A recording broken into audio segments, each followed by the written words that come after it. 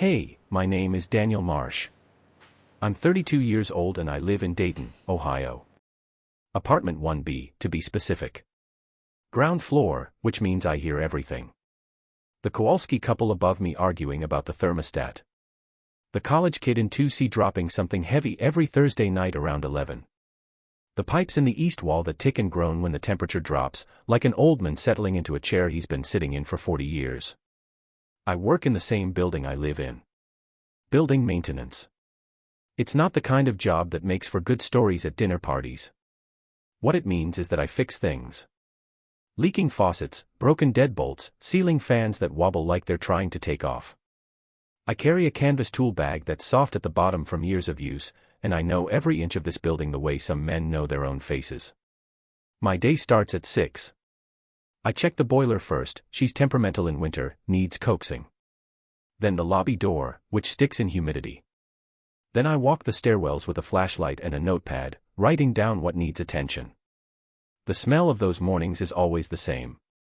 Industrial cleaner, old carpet, and underneath it all, something like dust and time. I live quietly. I've been living quietly for 2 years now. My wife's name was Patrice. She had a garden, not a real one, just a windowsill in the kitchen. 6 small clay pots, each one labeled in her handwriting. Basil. Thyme. Rosemary. Mint. The last 2 I can never remember to water right. But I water them anyway, every morning after the boiler check, because the day I stop feels like a door closing I'm not ready to close yet. She was sick for 14 months. I knew it was coming and it still hit me like something falling from a roof. The slow kind of loss is its own particular weight. You grieve a little every day for so long that by the time it ends, you're not sure what you're grieving anymore, the person or the version of yourself that existed before. I don't say this to anyone. I say it here because it matters for what comes next. I had gotten used to the quiet. I had arranged my life around it the way you arrange furniture around a hole in the floor, carefully, so nobody trips, including yourself. I was fine. That's what I told people and what I told myself, and there's a version of fine that is really just the absence of disaster. I had that version. I was managing. Then, on a Tuesday morning in February, someone knocked on my door at 7 a.m. I thought it was the tenant in 1C again, locked out for the 3rd time that month. I opened the door with my coffee still in my hand. It wasn't 1C. It was the woman from upstairs. Apartment 2B. I'd seen her in passing, scrubs, dark circles, always carrying something. A tote bag, a grocery bag, a small child. I didn't know her name yet. What I knew was that she worked nights, because I heard her come in through the lobby at hours when the building was completely still. She was still in her scrubs. Her hair was pulled back but coming loose on one side. She had a little girl on her hip, maybe 3 or 4 years old, eyes half closed, cheek pressed against her mother's shoulder. She looked at me with the specific expression of a person who has already rehearsed an apology. "I'm so sorry," she said. "I'm Claire. 2B, I have to sleep. I've been up for 19 hours and I have to be back at 7 tonight and I don't have anyone and I just need." She stopped. Swallowed. 1 hour, she said. "Can you watch her for 1 hour?" I looked at the little girl. The little girl opened one eye and looked at me. I stepped back from the door. "Come in," I said. Claire set her down on my couch like she was made of something breakable. The little girl's name was Maya. Claire told me that in the doorway, already backing out, already apologizing again. 4 years old. Allergic to nothing. Juice boxes in the side pocket of the bag she'd left on my coffee table. She'd be asleep in 10 minutes, Claire said. Just let her sleep. Then Claire was gone. I stood in my own living room holding my coffee and looked at this small person who had already pulled a throw blanket over herself and closed her eyes. I sat in the chair across from her. I drank my coffee. I watched her breathe. She was asleep in 8 minutes. I counted. The hour passed. Then another 30 minutes. I did paperwork at the kitchen table, the kind that never ends in building maintenance, work orders, vendor invoices, the monthly inspection checklist that the property manager wants by the 15th. Maya slept through all of it. Didn't move. Barely made a sound, just the occasional deep breath of a child completely surrendered to sleep. At the 2-hour mark I started to wonder. At 2.5 I was standing in the lobby checking my phone. At 3 hours and 4 minutes, Claire came through the front door. She saw my face before I said anything and hers did something complicated, guilt and exhaustion and relief all arriving at the same time, none of them winning. "I'm so sorry," she said. She said it the way people say it when sorry isn't close to big enough. I set my alarm and I didn't hear it. I never don't hear it. "I'm so sorry, I'll pay you, I can." She slept the whole time, I said. She didn't wake up once. Claire pressed her hand over her mouth. For a second I thought she was going to cry. She didn't. She pulled it back together the way I'd seen people do it, that specific act of will, the kind that takes practice. We went back inside. Maya was just waking up, sitting up on the couch with her hair flattened on one side and a crease from the pillow across her cheek. She looked at her mother. She looked at me. "Hi," she said. "Hi," I said. That was the whole conversation. Claire got her shoes on, got the bag, kept apologizing in fragments while I told her it was fine. At the door she stopped. "I don't have anyone here," she said. Not complaining. Just stating it. The way you'd tell a mechanic the car makes a noise sometimes, information, not a request.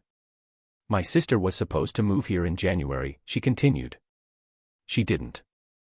"And nights I have 3 nights a week and I can't keep calling my neighbor upstairs because she's 70 and she won't say no and I can't keep." She stopped again. Looked at me. "Would you want to make an arrangement?" she said carefully. "A real one. I pay you. Actual money, not neighbor favors. Your own life, your own time, I'm not asking for more than I need. Just someone reliable." I thought about the quiet. About how I'd arranged my life around it. "What nights?" I said. She told me. "Tuesday, Thursday, Saturday. 7 to 7. $50 a night," I said. "She eats dinner here on those nights. You leave an emergency contact that isn't me." She blinked. "That's not enough money." "It's what I'm asking." She looked at me for a moment with an expression I couldn't read. "Fine," she said. She left. Maya waved at me from over her mother's shoulder as they went up the stairs. I went back inside and looked at my quiet apartment.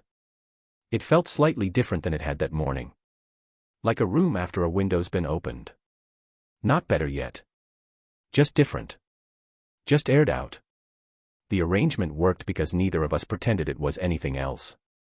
Claire knocked at 6:55 on Tuesday nights, handed Maya through the door like a relay baton, and was gone before Maya's shoes were off. I fed Maya dinner, nothing complicated, whatever I was making anyway, and it turned out she ate everything, which Claire said was unusual and I figured was just because she was too polite to complain to a stranger. I gave her a bath when she needed one. I read her 2 books. I turned out the light. Then I sat at my kitchen table and did my paperwork and waited for Claire's key in the lobby door. That was the arrangement. Clean lines. No confusion. What I didn't account for was Maya. She started leaving things under my door. Not knocking, just sliding them through the gap and disappearing. Drawings, mostly. A house with a very large sun. A dog we didn't have. Something that might have been a horse or might have been a table, it was hard to say. She never mentioned them and I never brought them up, but I put each one on the refrigerator with a magnet, and after 3 weeks there were 11 of them up there and the refrigerator looked like the wall of a preschool classroom. One Thursday she sat across from me at the kitchen table while I worked and drew for 45 minutes without saying a single word. Just the scratch of crayon on paper and the occasional sound of her choosing a different color. It was the most comfortable silence I'd experienced in 2 years. I didn't examine that. I just let it be what it was. Claire started staying 10 minutes longer in the evenings. Not every time. Maybe every 3rd time. She'd come in to get Maya and end up at the kitchen counter with a glass of water, talking about the shift she'd just finished in the flat, drained way of someone who had been holding it together for 12 hours and needed 60 seconds to put it down. I listened. I didn't offer much. She didn't seem to need much, just the talking, just someone on the other end of it who wasn't going to fix it or minimize it or make it about themselves. One night in March she sat on the couch while Maya finished her drawing at the table, and I made tea without asking if she wanted any, and I handed it to her and she took it without comment, and we sat there for a few minutes in the kind of quiet that doesn't need filling. That was the first time I noticed it. Not a thought exactly. More like a change in air pressure. I noticed it and I set it aside. Then one evening Maya was watching something on my tablet, animal videos, which had become her preference, and a short clip played of a large brown hen chasing a man across a muddy yard. The man was running in full panic. The hen was absolutely committed. Maya laughed so hard she grabbed the edge of the table. And Claire, who had been mid-sentence about something else entirely, just stopped. And laughed. Loud and sudden, the kind that comes out before you can decide whether to let it. It filled the whole kitchen. She covered her mouth immediately, like she'd startled herself. Maya looked at her mother with wide, delighted eyes. I was at the sink. My hands stopped what they were doing. I kept my back to the room for a moment. There's a thing that happens with old plumbing when pressure builds up too long in a closed line. It doesn't announce itself. It just finds the first available opening. I didn't say anything. I dried my hands and I went back to the table and I did not examine the way that sound had landed in the middle of my chest like something I hadn't known I was waiting for. It was a Saturday evening in April when it happened. I was coming up from the boiler room with my tool bag when I heard the voices in the lobby. More than one. The kind of cluster that forms when someone wants an audience. Mrs. Garrett from 3A was talking to two other tenants I recognized from the second floor. She was a small woman with a precise voice she liked to use at maximum volume in shared spaces. She had lived in this building for 11 years and treated that fact like a form of authority. Claire was standing near the mailboxes with Maya beside her, still in her coat from wherever they'd been. Maya was holding a small paper bag from the bakery 2 blocks over. She was looking at the floor. I stopped at the bottom of the stairs. I'm not saying anything that isn't true, Mrs. Garrett was saying. A child that age needs stability. She needs her mother present. Not handed off every other night to the maintenance men so her mother can run around at all hours. Claire's jaw was set. She had the look of someone who has been in this exact situation before and knows that responding only gives it more room. She's working, one of the second-floor tenants said, not unkindly, but not helpfully either. I know what she says she's doing, Mrs. Garrett said.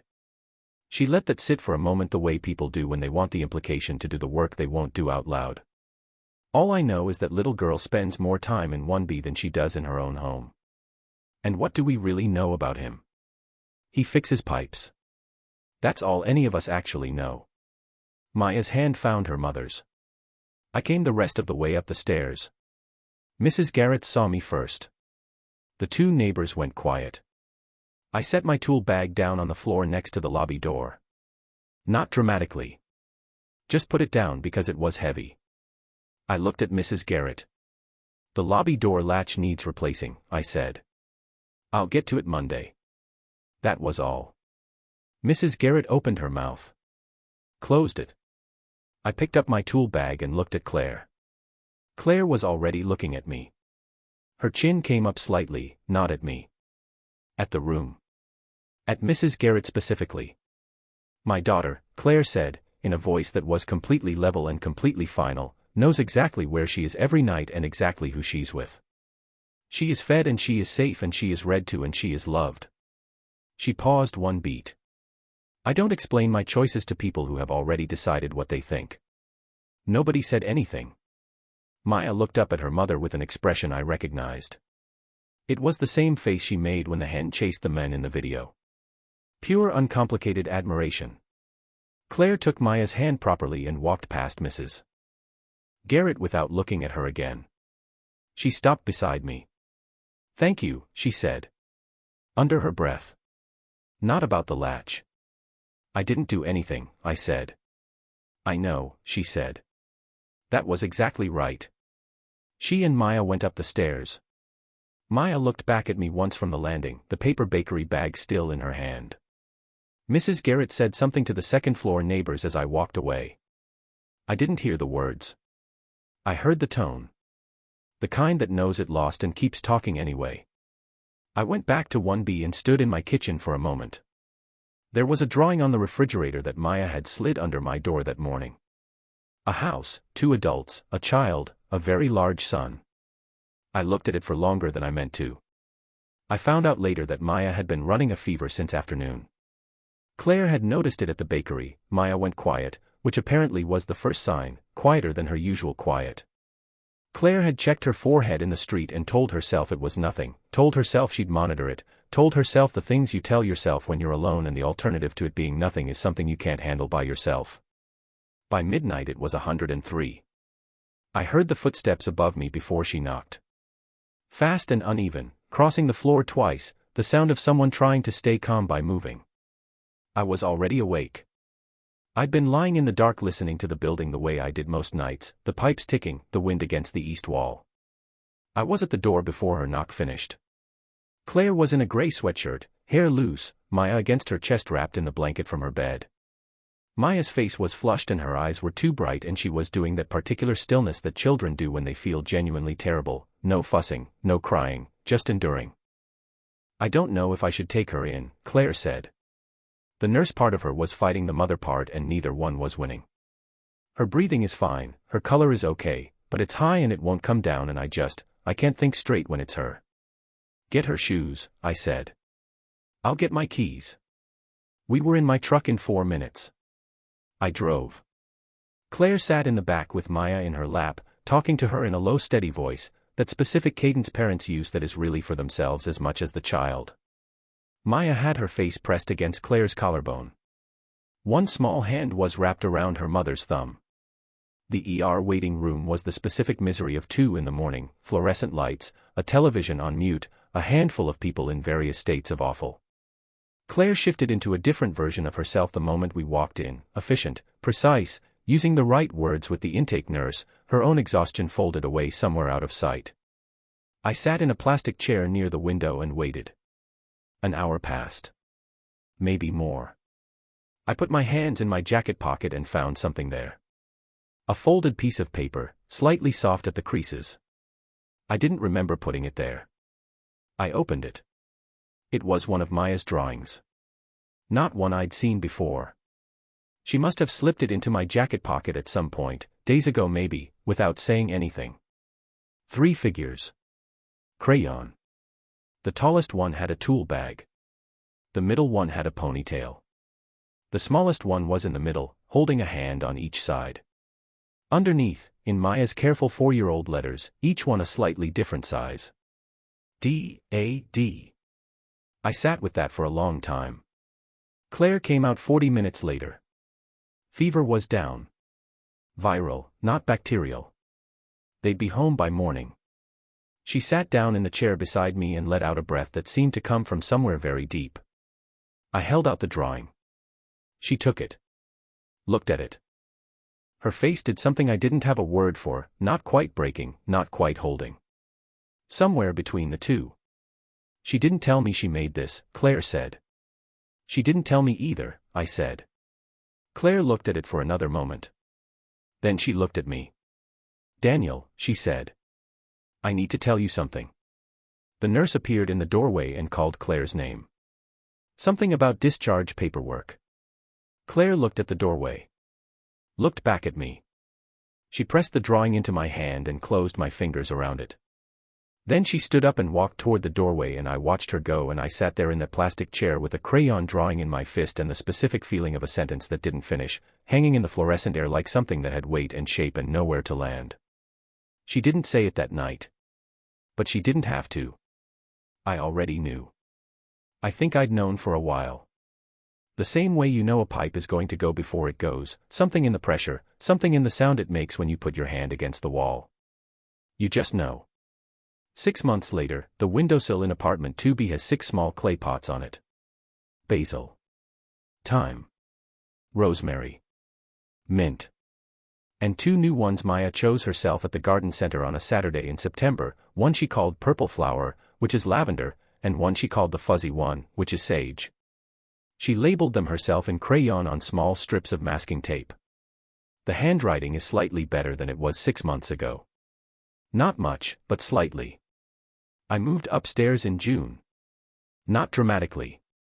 It happened the way most real things happen, gradually, then all at once. A toothbrush. A tool bag by the door. A set of keys on the hook in the kitchen that Claire put there without announcing it, and I came in one evening and saw them hanging there and neither of us said anything about it. Some things don't need saying. Maya started kindergarten 3 weeks ago. This is a significant event in our household and she has treated it as such. She selected her backpack in late August with the focus of someone making a major financial decision. It is purple with a small silver star on the front pocket. Her light-up sneakers flash pink and blue when she walks, which she demonstrates for me every morning by stomping both feet on the kitchen floor in sequence. Every morning I make the lunches while Claire finishes getting ready. I know what Maya will eat and what she won't.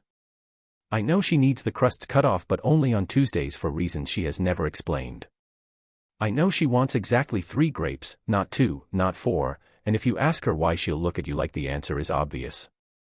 This morning Claire came into the kitchen still pulling her hair back and reached past me for her coffee and our shoulders touched and she said sorry out of habit and I said don't be and she smiled at her coffee cup and Maya said Dad can I have the purple grapes today and I said we only have green and she considered this seriously for a moment and then said okay fine.